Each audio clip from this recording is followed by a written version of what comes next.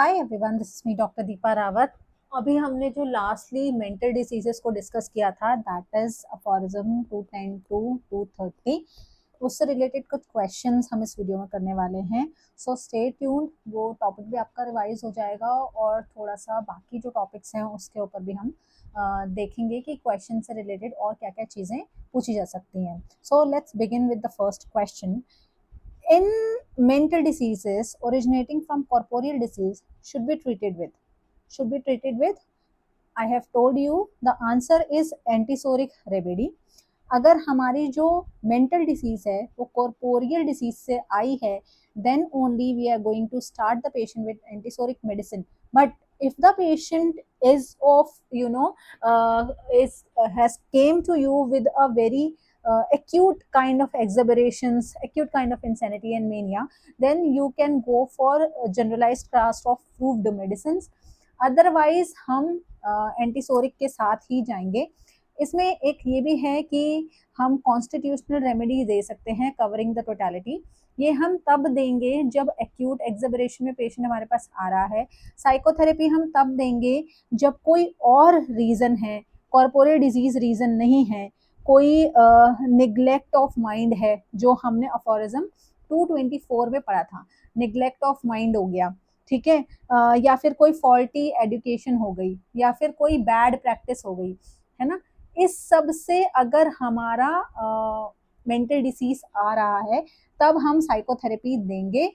लेकिन अगर सिर्फ कॉर्पोरियल डिसीज से पेशेंट हमारे पास मेंटल डिजीज में आ रहा है तो हम सिर्फ और सिर्फ एंटीसोरिक देंगे। ये हमें अफोरिज्म 220 में 227 में बताया है, 222 में भी इसके बारे में बताया हुआ है। अगर पेशेंट एक्यूट एक्सेबरेशन में आता है, एक्यूट सिम्टम्स के साथ आता है, तो एक्यूट सिम्टम्स में हम देंगे प्रूव्ड मेडिसिन।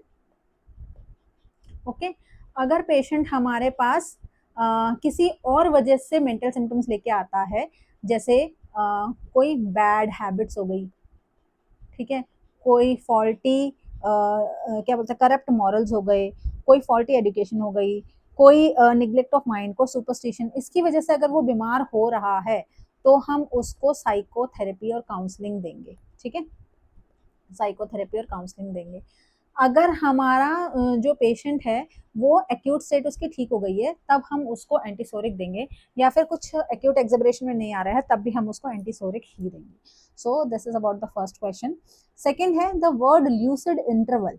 ठीक है, ल्यूसिड इंटरवल को पहले हम देख लेते हैं। ये हमारा अफोरिज्म 219 में डॉक्टर हैनीमैन ने बोला है। And what is actually this lucid interval? Lucid interval क्या होता है कि आपके पास सिम्टम यहाँ पे आ रहा है, फिर उसके बाद सिम्टम नहीं आ रहे हैं, फिर दोबारा से सिम्टम आ रहे हैं, तो जो ये पीरियड है जिसमें सिम्टम्स नहीं आ रहे हैं वो है ल्यूसिड इंटरवल, जहाँ पर हमारे डिक्रीज सिम्टम्स हो जाते हैं। यहाँ पर पेशेंट को बहुत सारे माइंड सिम्टम्स आ रहे थे, फिर पेशेंट को ऐसे यहाँ पे सिम्टम नहीं आए और यहाँ पे फिर से वो माइंड सिम्टम्स आने लग गए, तो ये है हमारा ल्यूसिड इंटरवल। और ऑर्गेनन में ये बताया है जो ये ल्यूसिड इंटरवल है इसमें कई बार कॉर्पोरियल सिम्टम्स हमको देखने को मिल जाते हैं। ठीक है, so lucid interval in is used in organ of medicine.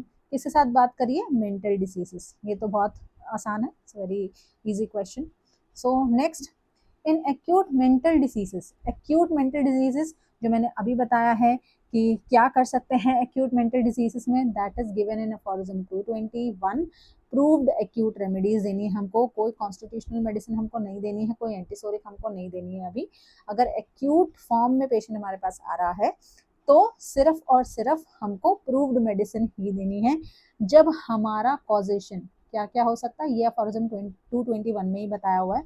जब हमारा कॉजेशन हो सकता है फ्राइट, कॉजेशन हो सकता है वैक्सेशन, कॉजेशन हो सकता है अल्कोहल एब्यूज, ठीक है, तब इन कॉजेज से एक्यूट एक्सेबरेशन में पेशेंट हमारे पास आ रहा है तब हम उसको प्रूव्ड एक्यूट मेडिसिन देंगे, that is given in aphorism 221।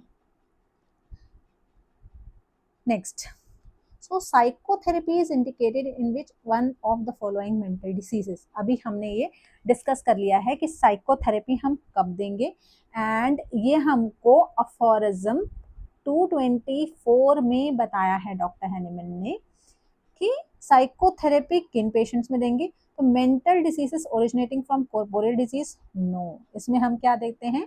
इसमें हम एंटीसोरिक देते हैं। फिर mental diseases of recent origin arising from psychogenic causes, ये हो सकता है। सडन आउटबर्स्ट ऑफ इंसैनिटी, नहीं, इसमें तो हम प्रूव्ड मेडिसिन देते हैं। मेंटल डिजीजेस हैविंग फिजिकल और mental cause which are difficult to ascertain, ठीक है।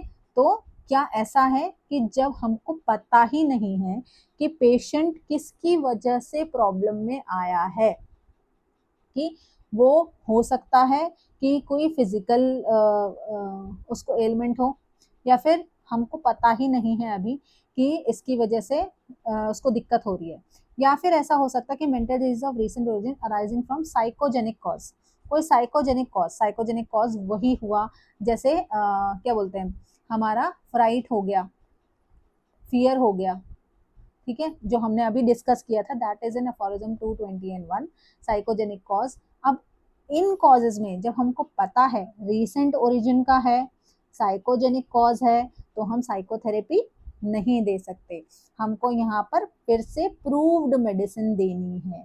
तो कौन सा आंसर है? The answer is this, that doctor Hahnemann has discussed in aphorism 224, जहाँ पे डॉक्टर हैनेमन कहते हैं कि मेंटल डिसीजेस अगर डेवलप हुई हो और हमको डाउट हो कि वो कॉर्पोरियल ओरिजिन से हुई हैं, या फिर कॉर्पोरियल से हुई हैं, या फिर कोई फॉल्ट की वजह से, fault of education, bad practice की वजह से, करप्ट मॉरल्स की वजह से हमको डाउट है कि इसमें से किस कॉर्पोरल की वजह से हुआ है या इसमें किसी से हुआ है, तब इन डिसीजेस में ये कैसे इनसे अगर कोई डिसीज आ रही है तो वो हम साइकोथेरेपी से कम कर सकते हैं या साइकिकल रेमेडीज से कम कर सकते हैं। अब ये साइकिकल रेमेडीज एक्चुअली क्या है? क्या है ये साइकिकल रेमेडी? इसको आप अफोरिज्म 17 फुटनोट के मॉरल रेमेडी से भी कंपेयर कर सकते हो। That is not actually the moral remedy, but yes, moral remedy is a similar, counseling of the patient, similar to the counseling of the patient. तो यहाँ पर डॉक्टर हैनेमन बोल रहे हैं, अगर हम कंफ्यूज हैं कि पेशेंट को कॉर्पोरियल सिम्टम्स की वजह से प्रॉब्लम हो रही है या फिर उसके अलावा इन चीजों से प्रॉब्लम हो रही है, तो हम साइकोथेरेपी पेशेंट को देते हैं। साइकोथेरेपी के साथ साथ कुछ साइकिकल रेमेडीज भी दे सकते हैं। अब वो साइकिकल रेमेडीज क्या हैं? फ्रेंडली एक्सहॉर्स्टेशन या फिर कंसोलेटरी आर्ग्यूमेंट्स, ये सब दे रखा है उसमें। Serious representation and sensible advice patient को देंगे, ठीक है।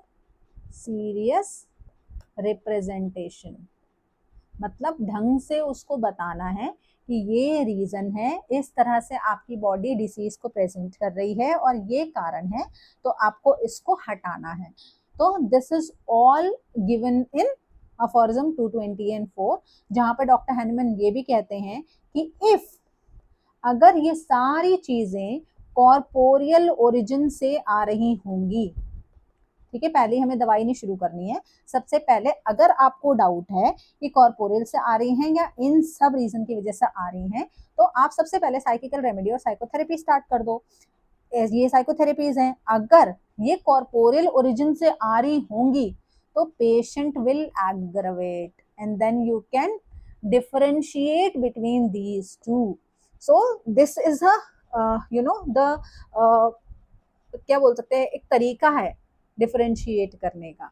तो अगर आप साइकोथेरेपी पेशेंट को दे रहे हैं and patient is getting aggravated, then you know that the patient is having the mental symptoms because of the corporeal origin. Okay, next question, mental disease is due to psora, as we all know, ये aphorism 227 में दे रखा है, aphorism 210 में दे रखा है। Mental diseases are acute, chronic, local and one sided. ये one sided होती हैं, क्योंकि एक्यूट और क्रॉनिक दोनों में से आप किसी को टिक नहीं कर सकते। एक्यूट भी कभी कभी हो सकती हैं, क्रॉनिक भी कभी कभी हो सकती हैं, but overall mental diseases they are one sided, which is given in aphorism 210, जहां पर डॉक्टर हैनिमैन कहते हैं कि they are of psoric origin and almost her mental disease is one-sided and difficult to cure। तो ये कुछ characteristics mental diseases की doctor Hahnemann ने बताई हैं, that is these are psoric origin, these are one sided diseases and these are difficult to cure, specially when ये भी question आया है, specially when they are difficult to cure, when the sora has developed fully। जब हमारा सोरा पूरी तरीके से develop हो चुका है तब बहुत मुश्किल हो जाता है इन डिसीजेस को क्योर कर पाना, है ना। ये अफोरिज्म 227 में बोला है। इसीलिए कभी भी पेशेंट एक्यूट एक्सैबरेशन आपको लेके आता है, उसको generalized class of proved medicine आपने दिया, पेशेंट बेटर फील कर रहा है, अच्छा फील कर रहा है, एक्यूट एक्सैबरेशन चली गई है, then you have to give the antisoric to the patient so that you can destroy the sora। So these were the very easy questions। lucid interval is present in mental diseases। cause of mental diseases is sora। ये सारे previous year questions हैं। treatment of so called mental और emotional diseases किसमें दे रखा है 210 to 30। mental diseases are due to sudden fright, fault of education, superstition। तो ये हमने अभी डिस्कस कर लिया, ये all of the above है, that is mentioned in 224, जहां पर हम कंफ्यूज थे कि कॉर्पोरियल डिसीज की वजह से हो रहा है या इन सब की वजह से हो रहा है। If psychotherapy is initially administered to psychosomatic patient, it will cause, क्या करेगा ये एग्रवेशन करेगा। क्यों? साइकोसोमैटिक कॉज, सोमैटिक कॉज है पीछे, सोमैटिक कॉज यानी फिजिकल एलिमेंट कुछ है, फिजिकल एलिमेंट है। इसी की वजह से हमने बोला ना कि अगर हमको डिफरेंशिएट करना है तो सबसे पहले पेशेंट को साइकोथेरेपी दे दो। You don't need to prescribe any medicine at the very first visit of the patient. So सबसे पहले उसको साइकोथेरेपी दो और फिर देखते हैं कि अगर वो साइकोथेरेपी के बाद एग्रवेट हो रहा है, साइकोथेरेपी के बाद अगर पेशेंट एग्रवेट हो रहा है, दैट मीन्स हमारा साइकोसोमैटिक पेशेंट है, यानी कि अब हम उसको एंटीसोरिक देंगे, ठीक है, तो एग्रवेट कर जाएगा patient. In which of the following it should not be treated immediately by antipsoric, कब हमको एंटीसोरिक नहीं देना है। Mental diseases resulting from corporeal maladies, इसमें तो हमको एंटीसोरिक देना ही देना है। स्किज़ोफ्रेनिया, ये भी देखते हैं। Insanity caused by fright, vexation, abuse of intoxication. Psychosomatic disorder, psychosomatic में तो देना है, इसमें भी देना है।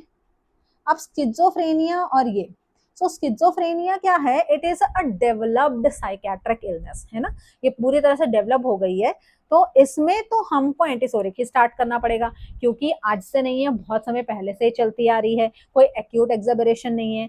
एंड एंटीसोरिक देने का कॉन्ट्रा इंडिकेशन क्या है, what is the contraindication of giving antisoric to the patient? Contraindication is the only one thing, that is insanity caused by fright, vexation, abuse of intoxication। इससे क्या हुआ, फ्राइट हुआ patient को तो सडन ऑनसेट का problem, patient sudden onset of mental disease या mental symptom या emotional symptom patient को आ सकते हैं, जिसकी वजह से हमको उसको प्रूव्ड मेडिसिन देनी पड़ेगी, generalized class of proved medicine, इसीलिए हम उसको एंटीसोरिक नहीं दे सकते। सो you have to remember this, the contraindication of antisoric, that is insanity caused by fright, vexation, abuse, और ये दे रखा है अफोरिज्म 221 में।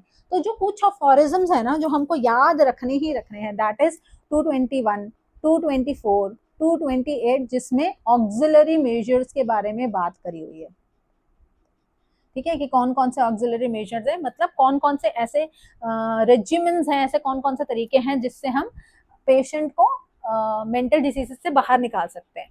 इसके अलावा 224 क्यों इंपॉर्टेंट है? क्योंकि उसमें साइकोथेरेपी के बारे में बात करी हुई है, उसमें डिफरेंशिएशन के बारे में बात करी हुई है। इसीलिए कुछ अफोरिज्म्स हैं जो इंपॉर्टेंट है। सारे हमको मेंटल डिसीज का अफोरिज्म याद नहीं रखने, ये याद रखना है कि 210 से लेके 230 तक हैं।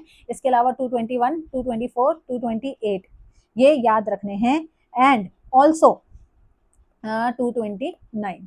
ठीक है, थोड़ा सा ये आप याद रख लेना। हाँ, 229 में सॉरी 219 जिसमें ल्यूसिड इंटरवल दिखाया हुआ है। ठीक है, तो ये कुछ चीजें हैं जो हमको, ये कुछ अफोरिज्म्स हैं जो हमको याद रखने ही रखने हैं।